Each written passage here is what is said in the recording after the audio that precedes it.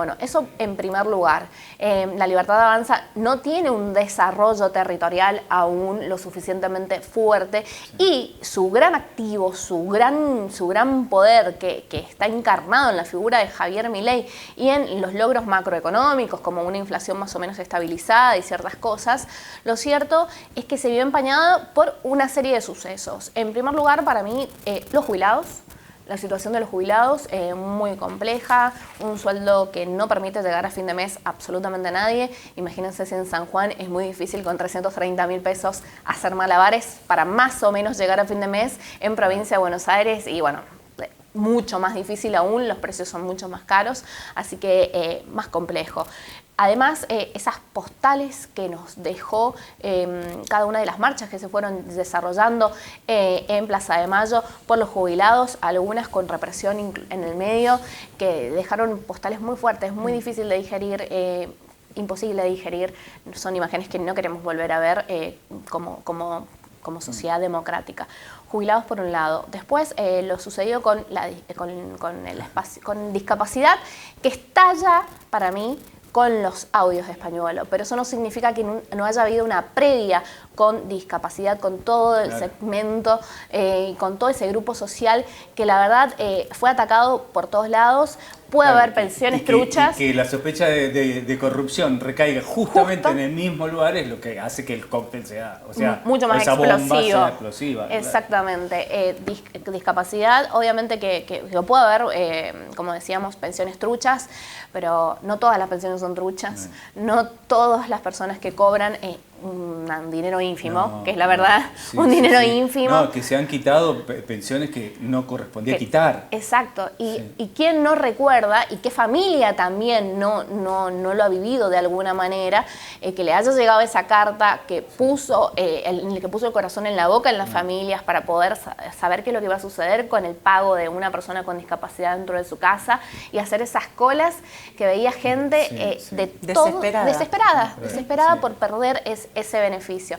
Bueno, lo vimos en San Juan, imagínense multiplicado eso en provincia de Buenos Aires, lo que debe ser y lo que tiene que haber significado. Los audios que justamente apuntaron a eso, que es una sospecha de corrupción y sobre todo que es una sospecha que atenta específicamente contra un gran capital político que tiene el mileísmo y que ha sabido construir a lo largo de todo este tiempo, y es la corrupción no.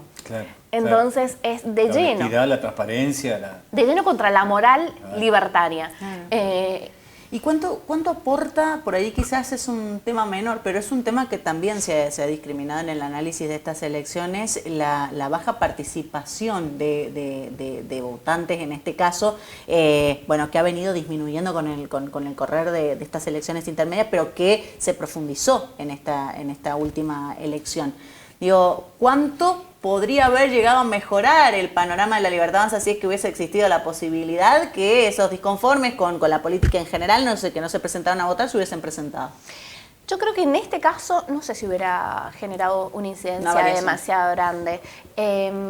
Además, es un índice de participación bajo en la provincia de Buenos Aires, pero no es tan bajo para una elección solo de diputados y senadores, como sí sucedió en Capital Federal, en donde la participación fue menor aún. No sé si hubiera generado una gran incidencia. Es más, quizás la incidencia fue más para el peronismo, para mí.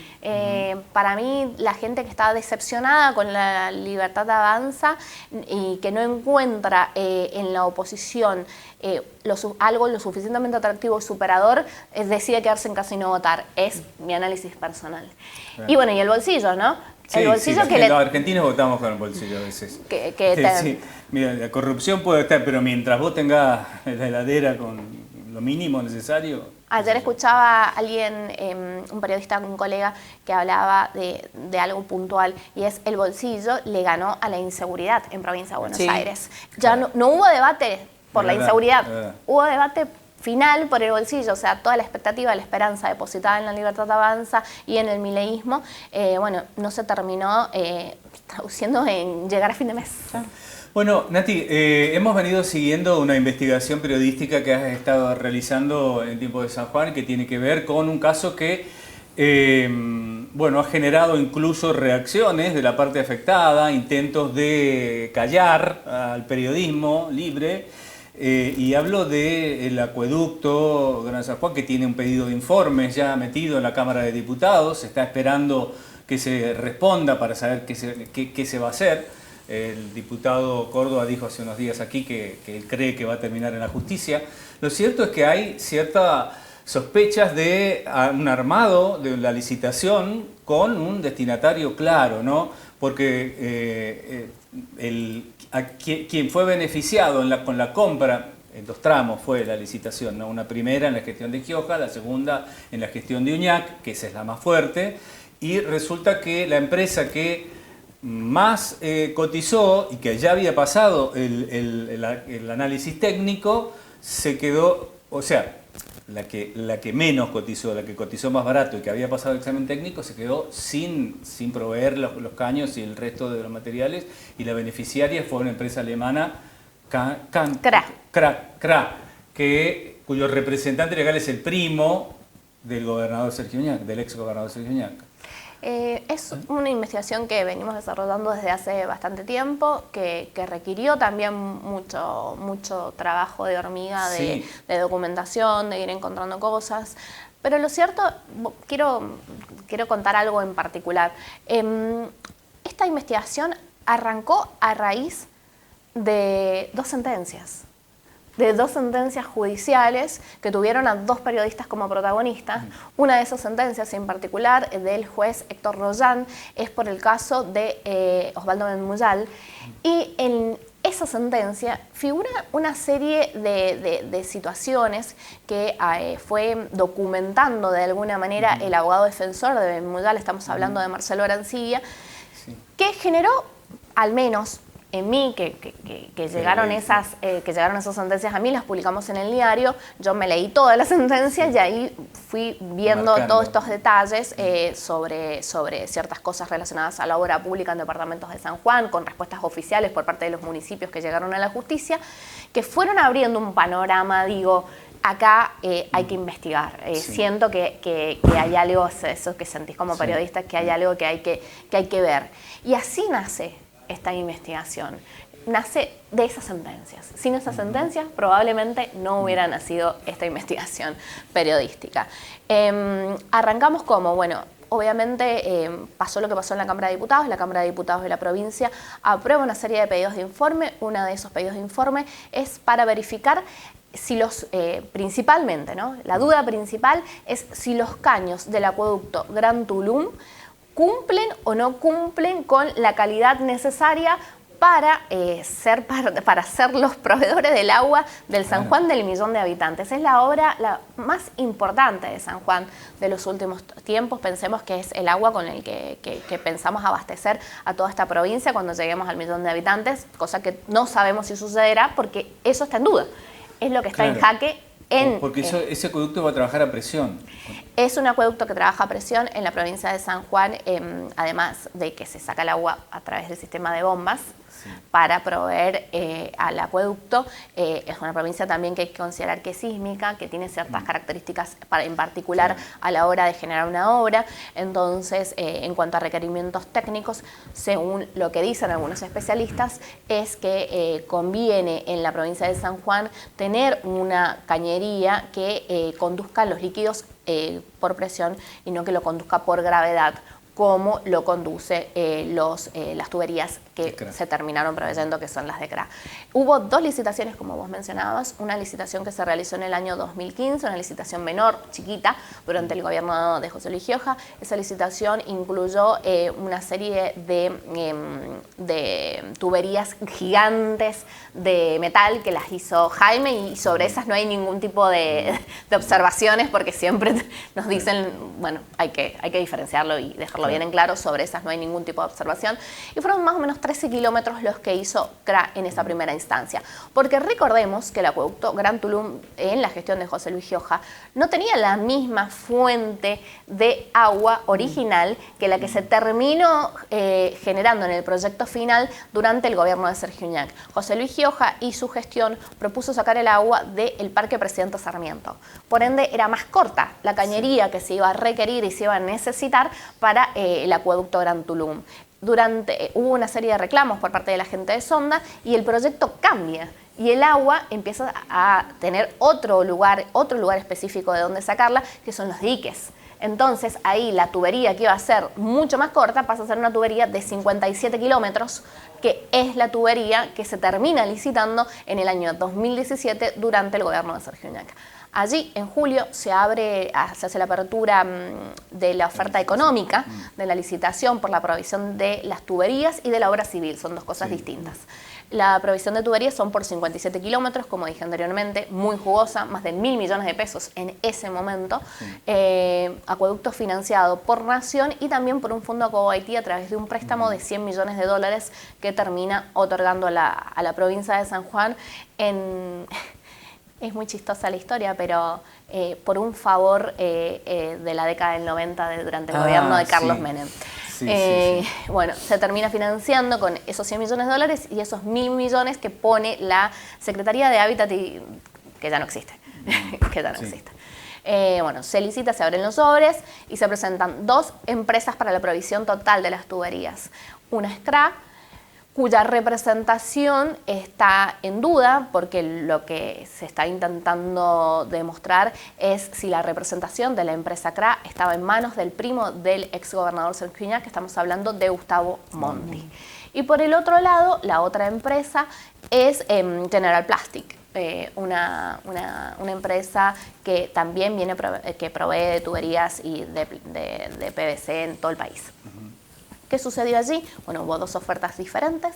Entre las 2 empresas, esto suele pasar siempre, se echaban tierra, claramente. Sí, claro. CRA le observa la otra. CRA le observó que no tenía un seguro de caución y General Plastic hace las observaciones. Pero las observaciones de General Plastic son muy fuertes. ¿Por qué? Porque ponen en duda la calidad de las tuberías. Es decir, ¿que no tenían respaldo técnico? Ellos dicen que las normas, que no certificaban normas en su totalidad, sino que que CRA iba a certificar normas por lote sacado de tubería, no por toda la tubería, por la fabricación en sí misma de las tuberías. Esa es una diferencia. Y la otra diferencia que expone CRA en su informe técnico que presenta NOCE en el Ministerio de Infraestructura es que las tuberías de CRA, según ellos, son tuberías experimentales, que no se han usado en ningún acueducto, no solo del país, sino del mundo, con alguna que otra excepción en Alemania, que es el lugar de origen de CRA, de la empresa. Estas son las observaciones técnicas más fuertes que hace General Plastic y que también la otra observación potente se la hace al Fondo Kuwaití. ¿Por qué? Porque es el que pone la plata. Y General Plastic le dice al Fondo Kuwaití, a los inversores, miren, nosotros hicimos una oferta 14 millones de dólares inferior a la que hizo la otra empresa en la licitación. Y a su vez, los caños tienen carácter experimental según nosotros. Fíjense, miren, observen. Hay un espacio de tiempo, una temporalidad en donde ni siquiera la gente de General Plastic, digo que siguió de cerca la licitación, porque para ellos eran 1.000 millones nada más y nada menos, se sabe qué pasó oficialmente. Estamos hablando desde... Ellos creían en un momento que habían ganado la licitación. Ellos creían que habían ganado. Porque habían pasado lo técnico y la oferta era menor. Exactamente. Pero... no hubo lo mismo, que eso se lo preguntamos, Sebastián Tacelli y Eugenio Vázquez, ambos presidente y vicepresidente de General Plastic, que nos atendieron allí en su planta de San Luis. Ellos, nosotros le preguntamos, oficialmente ganaron, oficialmente no recibieron una comunicación de que ganaron, pero si ganás la parte técnica y ofertás menos plata... Claro, que debería darse de esa manera. En general... No hay otra cuestión que objete, digamos, o que sea, no sé, un impedimento para que se pueda acceder a esa licitación. En todo caso, si querés dirigir la licitación, lo que observás es la parte técnica, no pasás lo técnico, entonces... Eso dicen ellos, inclusive. Claro. Que lo cuentan, es muy interesante como lo cuentan en la entrevista, porque ellos dicen, en general, cuando te quieren sacar de encima, te sacan de encima en la parte técnica. Te dicen, no pasaste. Claro, no pasaste y no pasaste. Si pasaste lo técnico y encima la cotización es menor, está todo dicho. Ellos obviamente pensaban que habían ganado y bueno, y a lo largo de todo ese tiempo, digo, desde julio del 2017 hasta noviembre del 2017 no recibieron ningún tipo de notificación, no nos llamaron, ellos empezaron a hacer este tipo de acciones porque empezaron a ver que quizás había algún tipo de problema, hasta que finalmente en el 2018, sin un acto público en el medio, al menos del que tengamos registro, CRA termina siendo la beneficiada para realizar las tuberías del acueducto Gran Tulum, que no tenía planta en San Juan. Claro. Y el representante era Gustavo Monti, primo de Uñán. No está, no hay pruebas no hay concretas, confirmación pero hay fotos concreta, que se han publicado. no hay confirmación específica, pero nosotros hemos publicado una serie de pruebas que apuntan a que eso sucedería. El primero que lo observa y que lo dice públicamente, pero bueno, en medio de una campaña política también hay que tenerlo en cuenta, fue el exdiputado Eduardo Cáceres cuando muestra los caños del acueducto Gran Tulum en unos videos de TikTok en la campaña para gobernador. Luego de eso, luego de ese episodio en particular, hay un video de una premiación comercial en donde Monti hace mención a CRA. Después, en la apertura de los sobres de la oferta económica, está allí Gustavo Monti en la sala de Rogelio Cervera con un cuaderno y una lapicera al lado del presidente de CRA en Latinoamérica, Gustavo Mastelono. Después, fuentes en off, en tiempo de San Juan, dieron a conocer su testimonio, lo ubicaron a Gustavo Monti en la planta de Albardón en forma cotidiana a lo largo del proceso de fabricación de las tuberías. Nunca diciéndoles qué función cumplía, pero sí lo vieron frecuentemente, según estas fuentes que publicamos en tiempo de San Juan. Pero algo que lo diga oficialmente, bueno, todavía no. Pero bueno, demasiados elementos hay varios en elementos. ese sentido, ¿no?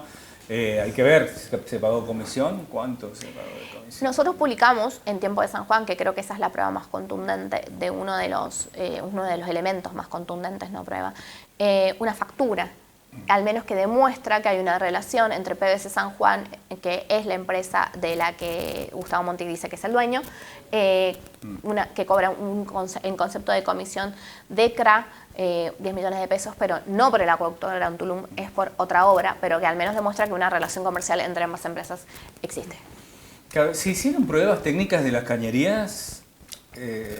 Nosotros tenemos, la información que nosotros tenemos hasta el momento es una declaración que hizo el presidente de OCE recientemente, en el transcurso de este año, en donde dice que se hicieron algunas pruebas y esas pruebas hidráulicas en algunos tramos no fueron pasadas. Claro, en ese caso hay que renovar la cañería, o sea, cambiarla. Yo no sé. Bueno, la verdad es que es todo un tema que todavía deja mucha tela para cortar.